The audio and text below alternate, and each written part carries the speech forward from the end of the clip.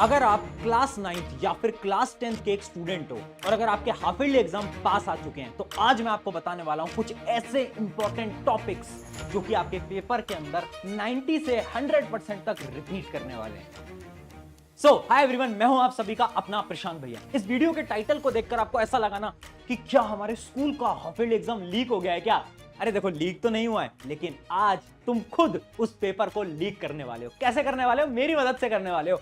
आज मैं आपको ना क्लास 9th और क्लास 10th के साइंस के, एसएसटी के, मैथ के सारे चैप्टर वाइज इंपॉर्टेंट टॉपिक्स बताने वाला हूं। ये जो इंपॉर्टेंट टॉपिक्स है ना, इन्हीं से ही आपका बहुत हद तक पेपर यानी 80 से 90% पेपर तो इन्हीं टॉपिक से आपका बनने वाला है। अब ऐसे ही सेम टॉपिक मैंने पिछले साल आपके सीनियर्स को भी दिए थे, आप अपने सीनियर से पूछ भी सकते हो, और सेम वही टॉपिक से ही उनके हाफ ईयरली में सवाल आए थे। अब मुझे पता है, देखो हाफ ईयरली एकदम पास आ चुके हैं, डर भी लग रहा है, कुछ ऐसा लग रहा है कि यार कुछ ऐसी ट्रिक बता दो, हैक बता दो। देखो, ट्रिक और हैक कुछ नहीं है, मैं आज टॉपिक्स दूंगा, लेकिन एक वादा तुझसे मैं लेके जाऊंगा। वादा ये है कि यार इन टॉपिक्स को पढ़ना पड़ेगा, इन टॉपिक्स पे मेहनत लगानी पड़ेगी, डिटेल में पढ़ना पड़ेगा। अगर अब भी तुम नहीं पढ़ोगे ना, तो ये जो मैंने इतनी मेहनत करी है, इतनी मैं सारी चीजों को लेकर आया हूं तुम्हारे लिए, हर एक टॉपिक को लेकर आया हूं मैं तुम्हारे लिए, वो सारी मेहनत खराब हो जाएगी अगर तुमने आज भी बस वीडियो देखे और चले गए। ये सारे टॉपिक लिखना और इन सबको पढ़ना स्टार्ट करना, तभी तुम्हारे हाफ ईयरली अच्छे जाएंगे। तुम स्टार्ट करेंगे 10th, पहले हम साइंस बात करेंगे और फिर हम 9th साइंस बात करेंगे, और मैं आपको स्ट्रैटेजीज भी बताऊंगा सब्जेक्ट वाइज। हिंदी और इंग्लिश आपको क्या करना है, हिंदी और इंग्लिश जो आपको स्कूल में पढ़ाया जा रहा है, अब वहां पर फोकस करो, क्योंकि जो स्कूल का पेपर है वो हिंदी और इंग्लिश का स्कूल के हिसाब से ही आता है। तो जो भी आपके टीचर्स पढ़ा रहे हैं स्कूल में, आप उस पर फोकस करिएगा। चलिए अब हम एक एक करके डिटेल में स्टार्ट करते हैं। सबसे पहले हम करते हैं क्लास 10th की साइंस की बारी। ठीक है, सबसे पहला जो हमारा केमिस्ट्री का चैप्टर है, जिसका नाम है केमिकल रिएक्शन एंड इक्वेशन। अब इसके मैंने ना इंपॉर्टेंट टॉपिक्स लगा दिए हैं। अगर कोई सीनियर इस वीडियो को देख रहा है तो वो बताएगा कि उनके बोर्ड एग्जाम में या फिर हाफ ईयरली एग्जाम में क्या इन टॉपिक से क्वेश्चन आए थे। देखो, जैसे बैलेंसिंग में एमसीक्यू आएगा, मैंने डायरेक्टली लिखा है, एमसीक्यू पूछा जा सकता है। Questions related to decomposition and displacement reaction, example भी दिए।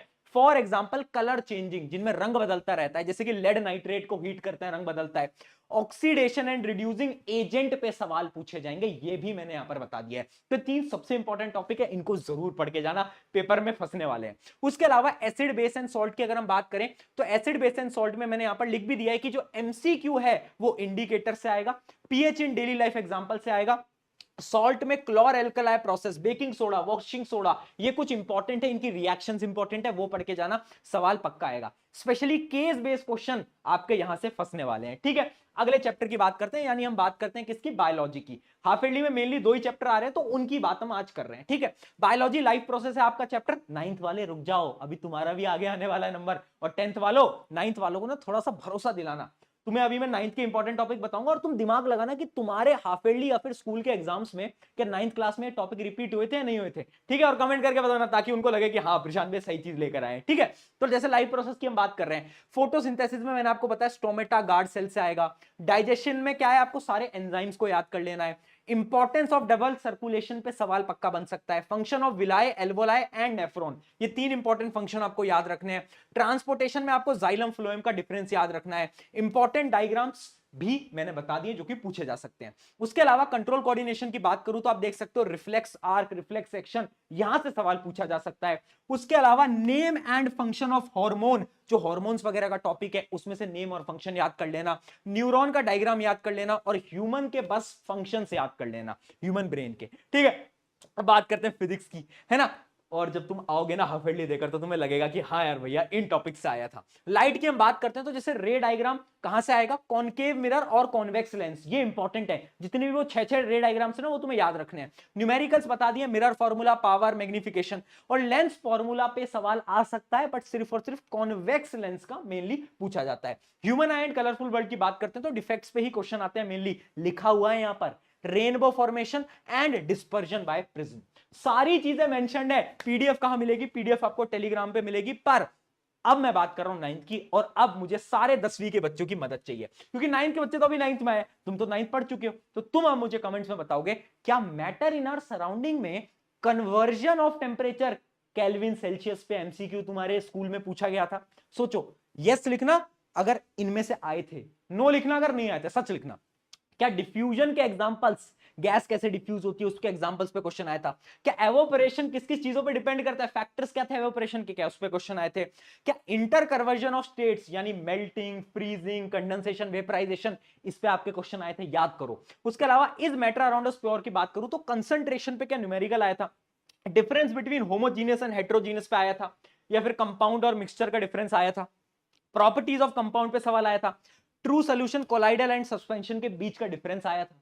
अगर आया था तो कमेंट में जरूर लिखना। इसके अलावा अगर हम बात करें बायोलॉजी की तो fundamental of unit of life को देखो, क्या difference between prokaryotic and eukaryotic आपके पेपर में आया था। क्या फंक्शन, जितने भी सेल के जो पार्ट्स होते हैं उनके फंक्शंस पूछे गए थे, जैसे एंडोप्लाज्मिक रेटिकुलम वगैरह वगैरह, है ना। ओस्मोसिस याद करो, ओस्मोसिस पे क्वेश्चन आया होगा। हाइपरटोनिक, आइसोटोनिक सोल्यूशन, ठीक है। Difference between plant and animal cell, इस पे भी क्वेश्चन पूछा गया होगा। आगे बात करते हैं टिश्यू यहां पर भी सारी इंपॉर्टेंट चीजें टिश्यू की भी हमने लिख रखी हैं। अब बात करते हैं आगे फिजिक्स की।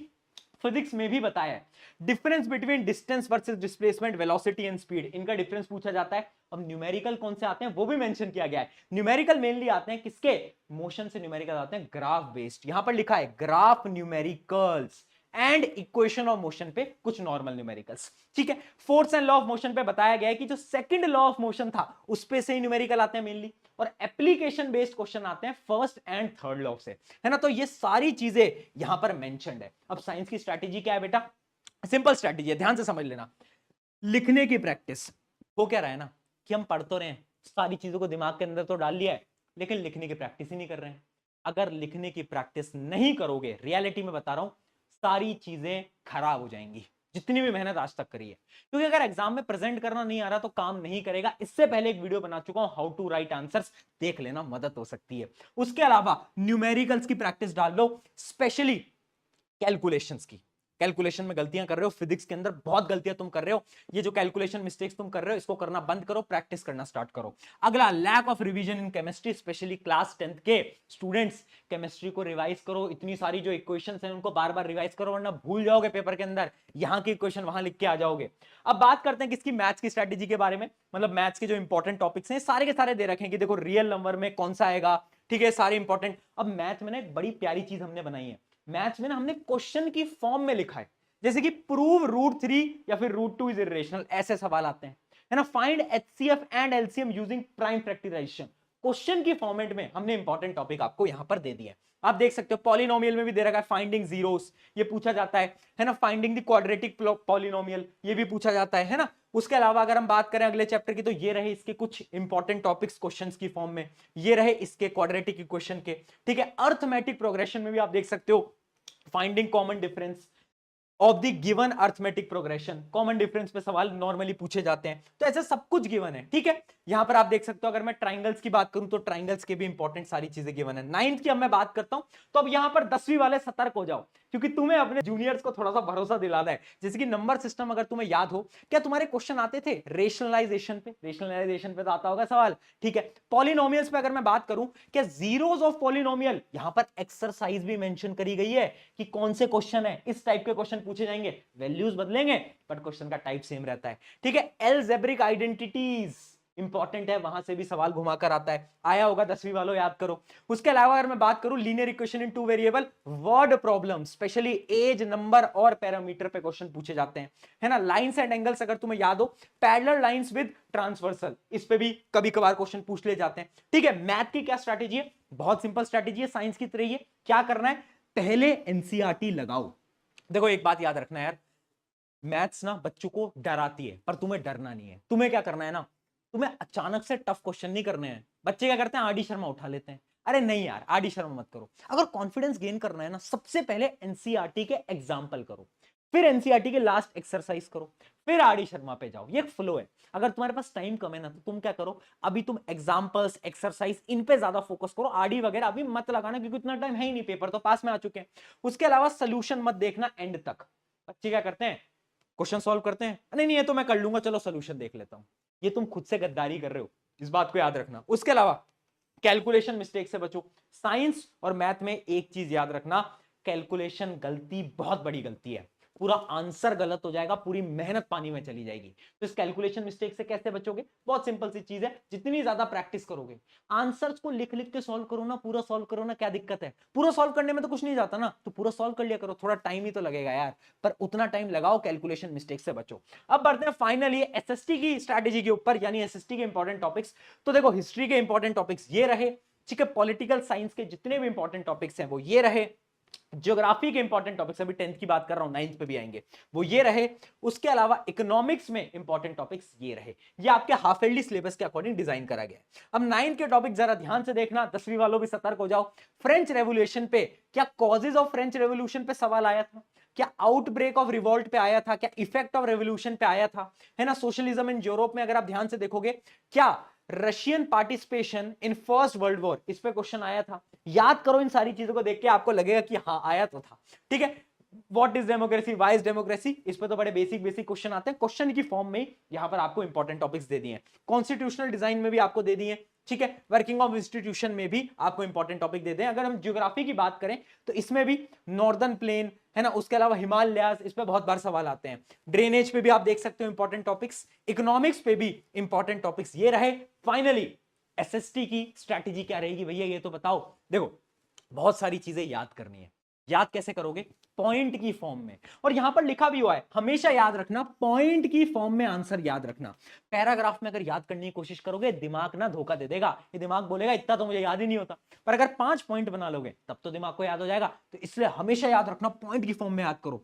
अगर कुछ नहीं आता तब भी लिखना, ये बैक बेंचर स्ट्रेटेजी है। अगर पेपर में कुछ नहीं समझ आ रहा, चैप्टर तो पता है ना, उस चैप्टर के आसपास का जो भी समझ आ रहा है लिख देना, है ना। उससे क्या होगा, क्या पता टीचर आधे एक नंबर दे दे, हो सकता है ना। तो कभी आंसर स्किप मत करके आना, छोड़ के मत आना, बार बार रिवाइज करो, जितनी बार रिवाइज कर सकते हो यार एसएसटी, तभी तुम याद कर पाओगे, है ना।